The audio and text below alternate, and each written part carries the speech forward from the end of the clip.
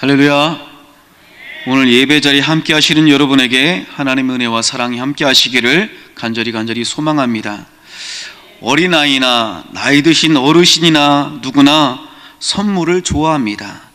이 선물이라는 것은 사람의 마음을 설레게 하는 그런 힘을 가지고 있습니다. 누구나 좋은 선물을 받기를 간절히 소망하지요. 어느 백화점에서 설문조사를 했답니다. 여인들에게 대상으로 했는데 가장 받고 싶은 선물 1위가 뭐냐 하면은 따뜻한 말 한마디, 위로의 말 한마디, 자상한 말 한마디, 이게 아니라 명품 가방이었답니다. 이 선물이라는 것은 그것이 비싼 것이든 싼 것이든 간에 선물이라는 것은 참 좋은 것입니다. 이 선물이라는 것이 받는 사람 입장에서 보면 공짜입니다. 그러나 주는 사람 입장에서 그것은 값을 치른 것입니다. 돈을 주고 샀든지 아니면 노력을 기울여서 만들었든지 대가를 치르고 선물을 주는 것입니다. 십자가 구속의 은혜가 우리에게는 공짜겠지만 주님께 있어서는 피값을 치른 것입니다. 값없이 주신 선물이지만 그것은 예수님의 피로 값을 치른 선물이라는 것입니다. 우리는 그것을 바로 은혜라고 말합니다. 이 은혜에 대해서 성 어거스틴은 두 가지 은혜의 교리를 말하였고 존 칼빈도 이 중에 은혜를 말하였습니다. 하나는 죄인이 위롭게 되는 은혜, 즉 예수를 믿고 하나님의 자녀가 되게 하시는 은혜이고, 또 다른 하나는 의인이 성화되는 은혜, 즉 우리가 하나님의 자녀가 된 후에 점점 그 삶이 변화되어서 거룩한 삶을 살아가게 하는 은혜라는 것입니다. 우리는 이 은혜를 깊이 깨달아야 합니다. 또한 이 은혜가 여러분과 함께 하시기를 간절히 소망합니다. 물고기가 물을 떠나서 살 수 없는 것 같이 우리도 하나님의 은혜를 떠나서는 한순간도 살 수 없다는 것을 깨닫고 기억해야 합니다. 오늘 본문은 이러한 하나님의 은혜로 우리가 구원받았음을 강조하고 있습니다. 오늘 3절 말씀에 보니 우리가 다 세상 가운데서 육체의 욕심을 따라 지내며 육체와 마음에 원하는 것을 하여 다른 이들과 같이 본질상 진노의 자녀이었더니, 4절을 이어서 봅니다. 긍휼이 풍성하신 하나님이 우리를 사랑하신 그 풍성하신 그 큰 사랑을 인하여, 또 5절에 보니까 허물로 죽은 우리를 그리스도와 함께 살리셨고 너희는 은혜로 구원을 받은 것이라 말씀하고 있습니다. 즉 우리가 예수님을 알기 전에는 육체의 욕심을 따라 지내며 육체와 마음이 원하는 것을 하여 세상의 진노의 자녀들과 똑같은 삶을 살았지만은 이제는 우리를 사랑하신 하나님의 그 풍성하시고 놀라운 큰 사랑으로 인하여 이제 우리가 은혜로 값없이 구원을 받았다는 것입니다. 어느 학교에서 전교생을 대상으로 시험을 보았습니다. 이 시험에서 100점을 맞는 학생은 누구든지 학교가 제공하는 최신식의 기숙사에 들어갈 수가 있습니다. 1인 1실이고요. 또 개인용 노트북을 다 제공합니다. 그리고 한 달에 100만 원의 장학금을 준답니다. 1:1 건강을 책임지는 주치의가 상주하고 있습니다. 5성급 호텔의 요리사와 직원들이 아침, 점심, 저녁 식사를 책임지고 있고, 프랑스 유학을 갔다 온 셰프가 매일매일 간식을 만들어줍니다. 그런데 이것이 다 무상으로 공짜로 제공이 된다고 합니다. 이런 기숙사라니 얼마나 좋겠습니까? 학생들이 이 기숙사에 들어가려고 기를 쓰고 공부를 합니다. 코피가 나도 밤을 새워서 공부를 합니다. 드디어 시험날이 되었습니다. 그런데 시험지를 받아보니까 문제가 너무나 어렵습니다. 이 학교에서 항상 전교 1등을 놓치지 않던 학생도 정말 어렵다고 생각하는 문제가 수두룩했습니다. 드디어 시험이 끝나고 점수가 발표되었습니다. 최고 점수를 받은 학생을 보니 95점이었습니다. 50점, 48점, 10점, 빵점의 학생들도 있었습니다. 학생들이 그 기숙사에 들어가지 못하는 것을 깨닫고 너무나도 낙심하고 마음 아파했습니다. 그때 95점 받은 학생이 선생님께 항의를 합니다. 선생님, 저는 그래도 95점 받았으니까 기숙사에서 한 달은 살게 해주세요. 그런데 다 소용이 없습니다. 100점이 아니면 이 기숙사에 들어갈 수가 없는 것입니다. 그런데 선생님께서 얘들아, 이번 시험이 너무 어려웠으니까 너희들 모두 100점으로 처리했단다. 이제 다 기숙사에 들어갈 수 있어. 얼마나 좋겠어요. 점수는 비록 되지 않지만 선생님이 모두 100점으로 인정해 주어서 기숙사에 들어갈 수가 있다는 것입니다. 이것이 바로 은혜입니다. 우리도 마찬가지입니다. 죄를 조금 더 짓고 안 짓고 이것이 중요한 것이 아닙니다. 조금 더 착하게 살고 조금 덜 착하게 살고 이것이 중요한 것이 아닙니다. 우리의 힘으로는 하나님이 원하시는 의를 이룰 수 없습니다. 하나님이 원하시는 합격점에 들어갈 수가 없다는 것입니다. 그래서 로마서 3장 10절에 보면 의인은 없나니 하나도 없다고 말씀하고 있습니다. 오늘 본문 8절과 9절에 보니 이렇게 말씀하고 있습니다. 너희는 그 은혜에 의하여 믿음으로 말미암아 구원을 받았으니 이것은 너희에게서 난 것이 아니요 하나님의 선물이라. 행위에서 난 것이 아니니 이는 누구든지 자랑하지 못하게 함이라. 우리의 노력으로 구원을 받은 것이 아니라 하나님의 선물로 우리가 구원을 받았다고 성경은 말하고 있습니다. 무엇인가 귀한 것을 돈을 주고 받는다면 선물이 아니겠지요. 하나님께서 피값으로 우리에게 구원이라는 선물을 주셨습니다. 오늘 10절 말씀에 보니까 우리는 그가 만드신 바라 그리스도 예수 안에서 선한 일을 위하여 지으심을 받은 자라고 말씀하고 있습니다. 바로 하나님께서 우리를 예수 그리스도의 피값으로 구원하신 이유가 바로 선한 일을 위해서라는 것입니다. 그렇다면 선한 일이 무엇입니까? 우리는 두 가지로 생각해 볼 수가 있습니다. 첫 번째는 하나님과의 관계에 있어서의 선한 일입니다. 하나님을 경배하고 예배하는 것이 하나님이 원하시는 선한 일이라는 말입니다. 이사야 43장 21절에 보니까 이 백성은 내가 나를 위하여 지었나니 나를 찬송하게 하려 함이라 말씀합니다. 하나님께서 우리를 지으신 이유는 바로 찬송과 영광을 받으시기 위함입니다. 오늘 우리가 이 자리에 함께 모여 있는 것은 바로 하나님께 예배 드리기 위해서 이 자리에 모여 있는 것입니다. 예배를 의미하는 대표적인 히브리어로 아바드라는 단어가 있습니다. 봉사와 섬김을 뜻합니다. 또 사하라는 단어가 있습니다. 엎드리다, 굴복하다는 뜻으로 숭배, 순종, 섬김의 뜻을 가지고 있습니다. 또 헬라어로 프로스퀴네어로 가는데 이것은 바로 종이 주인에게 문안할 때 존경의 표시로 머리를 조아리며 발에 입을 맞추는 것을 말합니다. 영어로는 워십이라고 하는데 이것은 가치와 신분의 합성어입니다.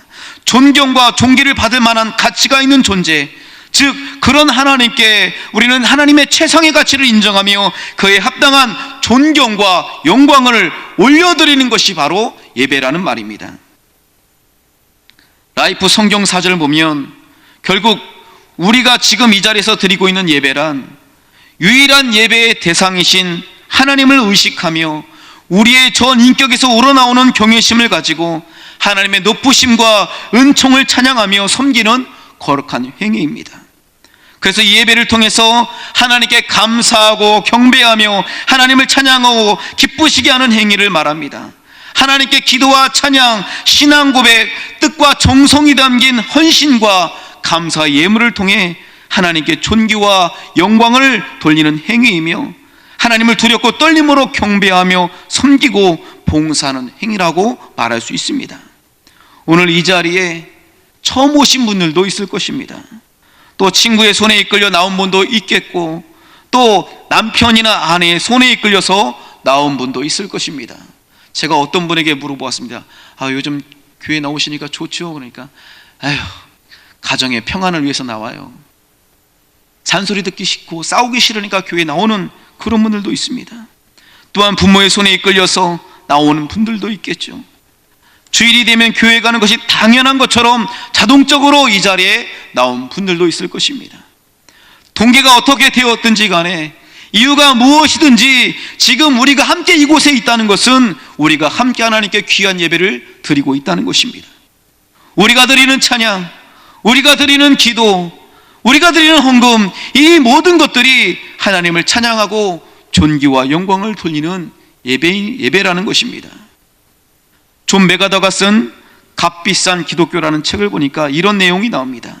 바로 고객 만족을 추구하는 마케팅 교회의 잘못된 복음에 대해서 말하고 있습니다. 제가 그 책의 내용을 잠깐 읽어드리겠습니다. 성공적인 마케팅의 첫 번째 역할은 소비자에게 그들이 원하는 것을 주는 것이다. 소비자가 더 큰 햄버거를 원하면 햄버거를 더 크게 만들면 된다. 병에 든 생수를 6가지 과일 맛으로 만들어 달라고 하는가? 문제없다. 고객이 원하는 대로 만들어 주면 된다. 시장을 개척하고 경쟁에서 앞서 나가고 싶으면 고객들의 필요에 맞게 상품과 메시지를 수정해야 한다. 오늘날 바로 이런 고객 중심의 사고방식이 기독교 안에 침투해 들어왔다. 예배가 너무 긴가? 짧게 줄여주겠다. 너무 격식을 차리는가? 운동복을 입고 와도 좋다. 너무 지루한가? 멋진 밴드의 음악이 나올 때까지 조금만 기다리라. 지금 우리의 모습이 그렇지 않습니까? 때로는 찬송가가 왜 이리 긴지 모르겠습니다. 어떤 찬송가는 5절까지 있습니다. 찬송가를 폈는데 양면에 찬송가 한 곡이 나오면 마음이 답답해집니다. 설교가 너무 깁니다. 조금만 길어지면 몸이 근질거립니다. 30분을 넘어가면 시계에서 눈을 뗄 수가 없습니다. 예배드리는 시간 내내 손에서 스마트폰을 놓지 못하고 있습니다. 때로는 전화가 오면 조그마한 목소리로 전화를 받기도 합니다. 1시간 남짓 드리는 예배 시간이 왜 이리 길게 느껴지는지 모르겠습니다. 이건 누구 한 사람의 문제가 아니라 우리 모두의 문제입니다. 저도 마찬가지입니다. 저도 온전히 예배에 집중하지 못하고 드린 예배가 얼마나 많은지 모르겠습니다. 예배를 인도할 때나 예배를 드릴 때나 찬송가가 길거나 높은 음의 찬송가가 나오면 마음이 불편해집니다. 때로는 정신이 육체를 떠날 때도 있습니다. 몸은 여기 있는데 정신은 어디가 있는지, 여기는 어디고 나는 누구인지 생각이 안 납니다. 저도 이런 모습을 회개합니다. 때로는 예배드리는 예배자의 모습이 아닌 예배를 참관하러 온 사람처럼, 방관자처럼 그저 이곳에 앉아있지는 않았나 생각해 보게 됩니다. 내가 앉은 자리가 예배 자리가 아니라 관람석이 되어버리고 말았습니다. 교회에 와서 출석하는 것에 의미를 두고 교회에 와서 얼굴 도장 찍는 것에 만족하는 그런 삶은 아니었나 생각해 보게 됩니다. 찬송가가 조금만 길어도 지루한데 여러분, 노래방 가면 어떻습니까? 노래방 가보셨어요?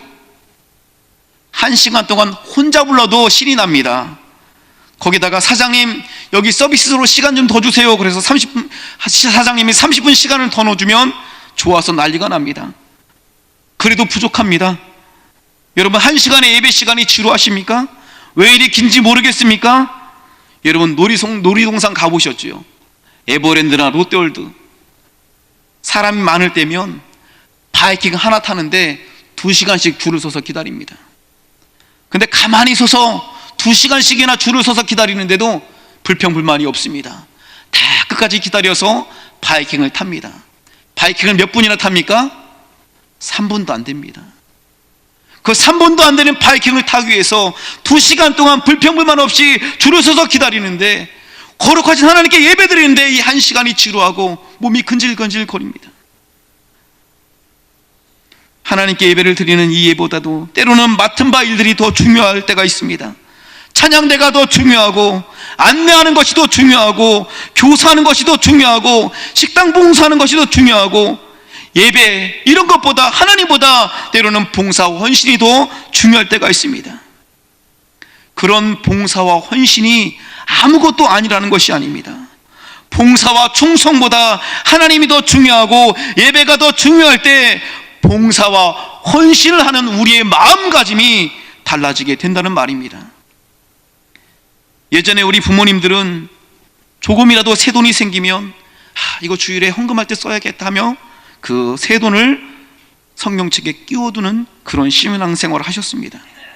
얼마를 드리느냐, 액수가 중요한 것이 아니라 그런 마음을 하나님은 기뻐하시는 것입니다. 종이 주인에게 문안할 때 존경의 표시로 머리를 조아리며 발에 입을 맞추는 것처럼 결국 예배는 하나님을 향한 존경과 경외심이 수반된 엄숙한 행위입니다.